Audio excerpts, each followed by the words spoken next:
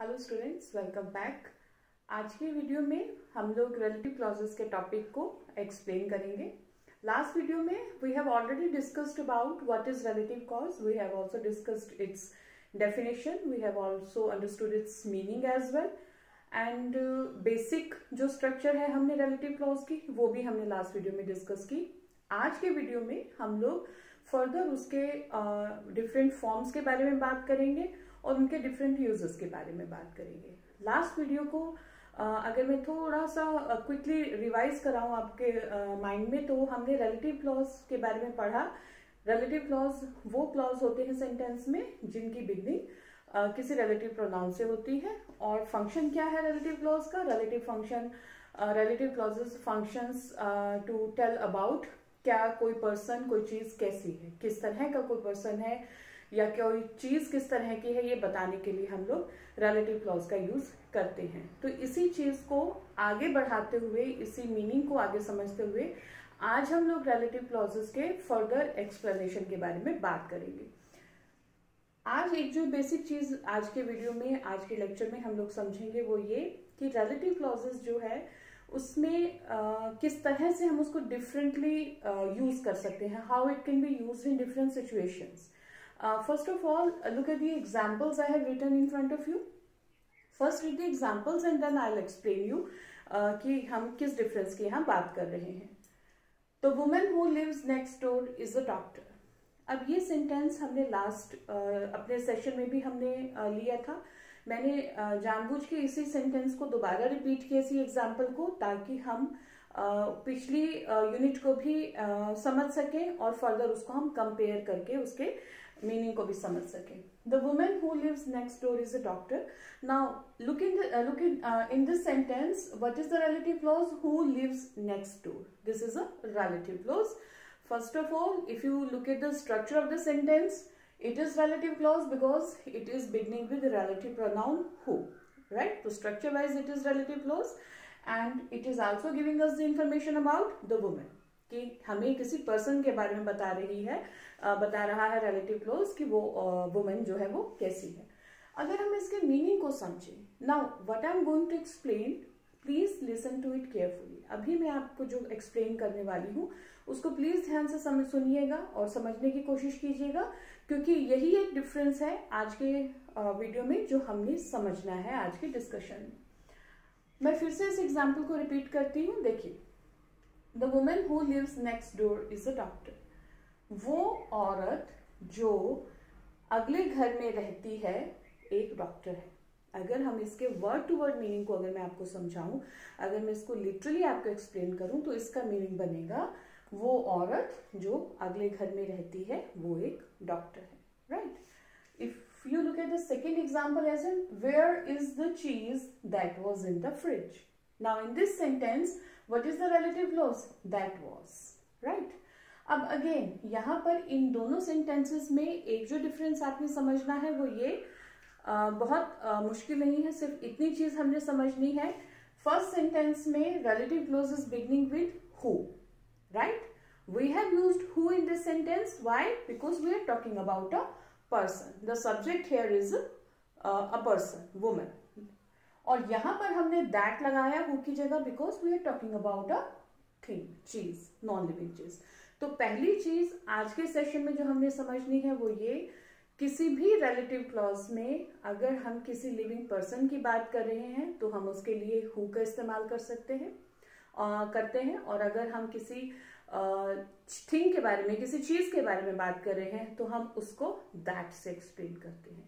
हालांकि हमने पिछले वीडियोस में भी ये बात की है कि जो लिविंग पर्सन्स हैं उनको आप हु के साथ साथ दैट से भी रिप्रेजेंट कर सकते हैं। That is a common word that is used for living as well as non living things, right? तो that can be go both ways, it can be used for living things as well as for the non living, right?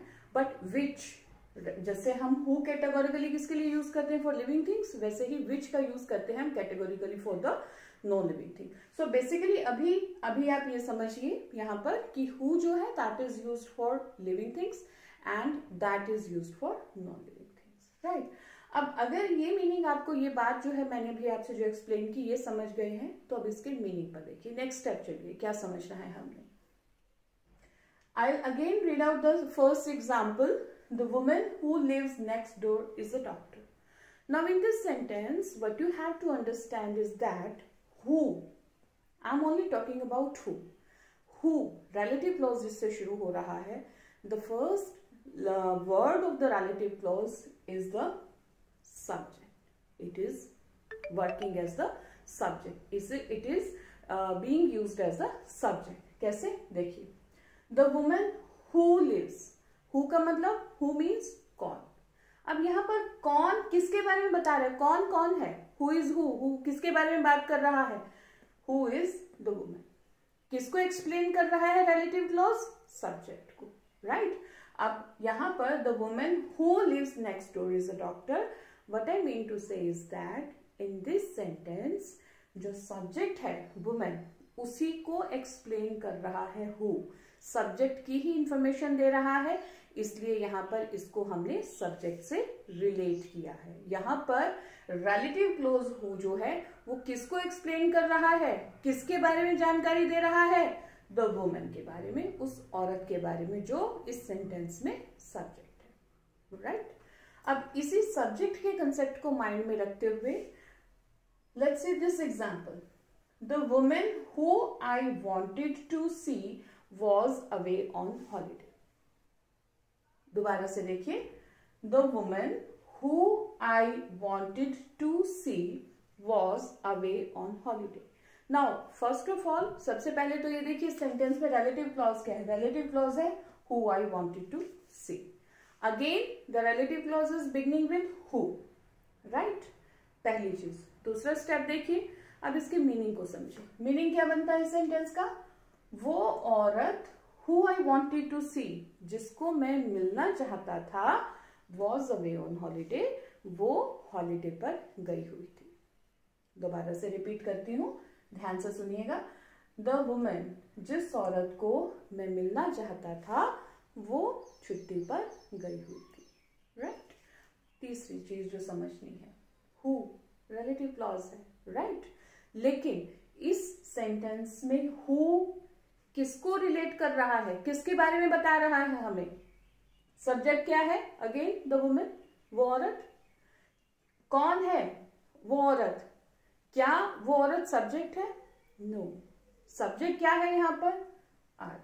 क्यों, मैं उस औरत को मिलना चाहता था। Subject की डेफिनेशन हम लोग क्या समझते हैं, मैंने पहले भी आपको कई बार बताई है। Subject in any sentence is a word जो किसी भी एक्शन को करने वाला होता है। Subject is the doer of the action, subject is the कर्ता, जो काम को करता है। अब अगर हम इस सेंटेंस में देखें, काम क्या हो रहा है, मिलने का, सी, वर्ब क्या है, सी, ठीक है। अब इस काम को करेगा कौन, क्या वो औरत करेगी मिलने का काम, मिलने का काम कौन कर रहा है, is that woman wanted to see me, नहीं, मिलना कौन चाहता है, आई, सब्जेक्ट क्या हुआ, I, not the women, right. So in this sentence the women जो है that is the object, not the subject, right.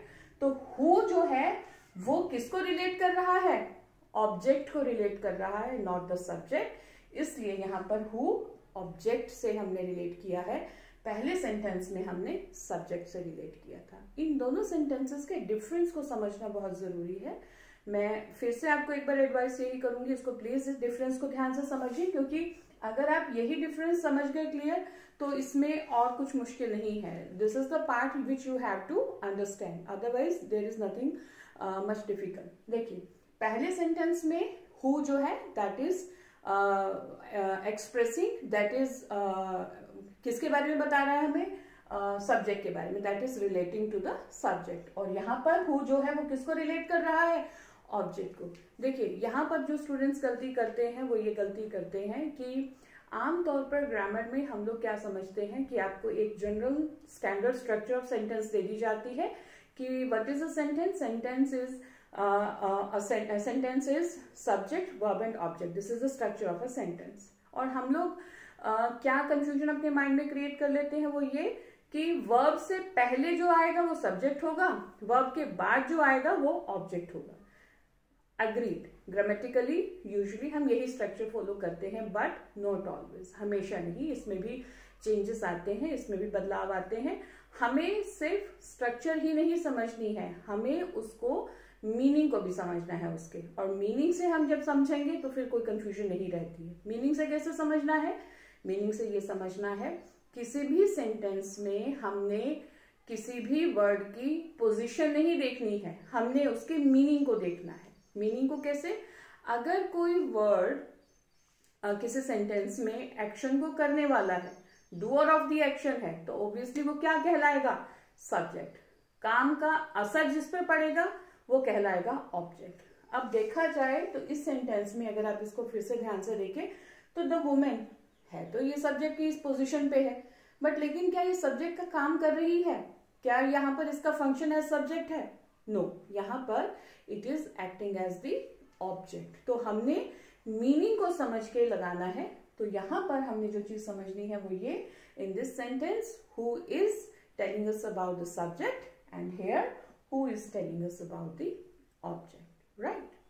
Now अगर इस कंसेप्ट को समझ लेते हैं, then comes the next rule, and the next rule says when, who, that, which, इन तीनों में से जो भी हम किसी भी रिलेटिव क्लॉज में यूज करते हैं is the object, you can leave it out. मान लीजिए, जैसे मैं इसी एग्जाम्पल को दोबारा टेकअप करूं, यहां पर हु जो है वो ऑब्जेक्ट को रिलेट कर रहा है, ऑब्जेक्ट के बारे में बता रहा है. It is the object, not the subject. Right. तो इस सिचुएशन में आप हु को स्किप कर सकते हैं, आप इसको छोड़ सकते हैं. आप इसको अगर ना भी लगाएंगे सेंटेंस में तो भी ये सेंटेंस करेक्ट रहेगा. तो अगर मैं इस सेंटेंस को इस तरह से पढ़ूं, the woman I wanted to see was away on holiday, तो ये सेंटेंस दैट वे भी करेक्ट होगा. लेकिन ध्यान ये रखना है कि जब हु ऑब्जेक्ट हो हम तभी इसको छोड़ सकते हैं. When it will act as the subject then we can't leave it out, तो हमको उसे लगाना ही पड़ेगा. राइट. तो जब ऑब्जेक्ट है तो आप इसको छोड़ सकते हैं. देन प्रेपोजिशन इन रिलेटिव क्लॉज. अभी तक हमने रिलेटिव क्लॉज क्या है, उसका क्या फंक्शंस हैं, यूजेस हैं, उनके बारे में बात की. अगर किसी रिलेटिव क्लॉज में प्रेपोजिशन का इस्तेमाल होता है तो उस प्रेपोजिशन को हम कहाँ लगाएंगे? एग्जाम्पल देखिए पहले. Do you know the women who or that, it is in bracket, means you can use it or leave it. Tom is talking to. अगर आप ध्यान दें, preposition to जो है वो सेंटेंस के एंड में लगाई हुई है, that is in the at the end of the sentence. तो यही इसका रूल है कि अगर हम किसी relative clause में preposition का यूज कर रहे हैं, if we are using a preposition in a relative clause, where will be it placed? It will be placed at the end of the sentence. उसको हम सेंटेंस के आखिर में यूज करेंगे. The next is you can not use what in these sentences. Last videos में हमने what और that के बीच के यूजेस को समझा था, डिफरेंस को समझा था. दैट कहाँ लगेगा, व्हाट कहाँ लगेगा. एक जो चीज ध्यान रखनी है रिलेटिव क्लॉज के केस में वो ये कि रिलेटिव क्लॉजेस में जिस तरह से भी जो कंडीशंस हम अभी पढ़ रहे हैं वहां पर हम दैट लगाएंगे, what का यूज नहीं करेंगे. what will not be used in these sentences. For example, everything that they said was true. Now we have used that. अगर हम सोचें कि हम यहाँ पर what लगाएं, everything what they said was true, that will not be correct. So we cannot use what in this type of relative clauses. We can only use that in place of what. I hope आज के इस discussion में, आज के इस session में आपको जो बेसिक डिफरेंस मैंने क्लियर करने की कोशिश की है, रिलेटिव क्लॉज एज सब्जेक्ट और relative clause as object, this is the basic crux of today's lecture. So I hope आपको वो क्लियर हो गया होगा. इन केस आपको अभी भी कंफ्यूजन है या आपको लगता है कि यू नीड more explanation, तो please let me know. We can take up this later on. Thank you so much.